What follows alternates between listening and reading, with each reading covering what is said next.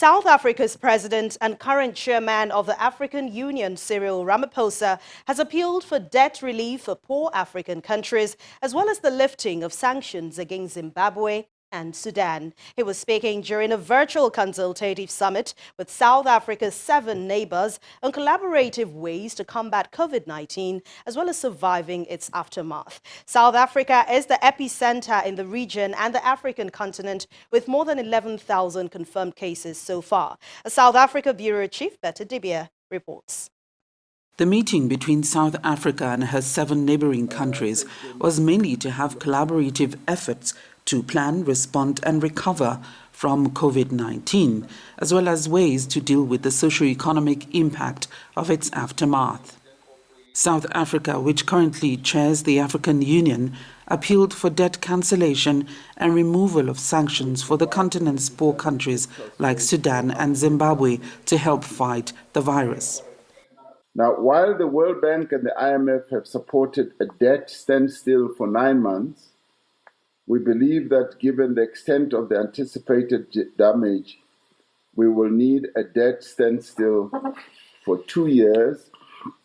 And in fact, in other meetings, we've also been saying that there should be consideration also of debt cancellations.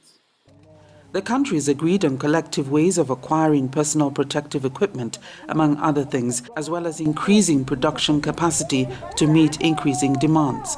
A portal is to be created for sharing more COVID-related information among the countries. Meanwhile, the only erstwhile virus-free country in the fold, Lesotho, has now recorded its first confirmed case. South Africa remains the epicenter of the virus in the region, with the figures jumping past the 12,000 mark. The country has seen higher numbers of confirmed cases since the lockdown alert level was reduced from level 5 to 4 on the 1st of May, although the number of tests has reached almost 400,000.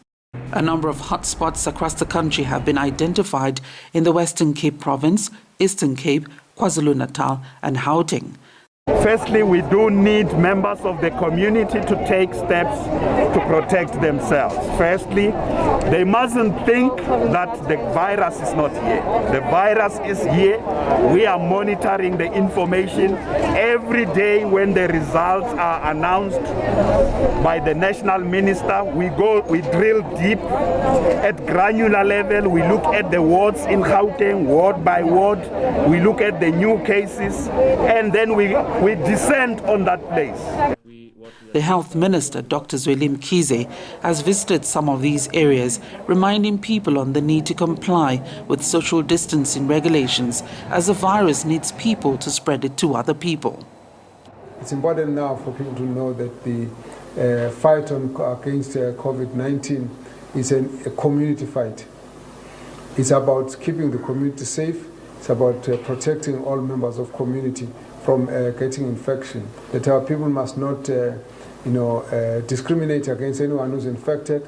It's important that people must not run away or hide the information when they are positive. With increased agitation for the lockdown level to be further reduced to allow for more economic activities to resume, President Cyril Ramaphosa addressed the nation on Wednesday night.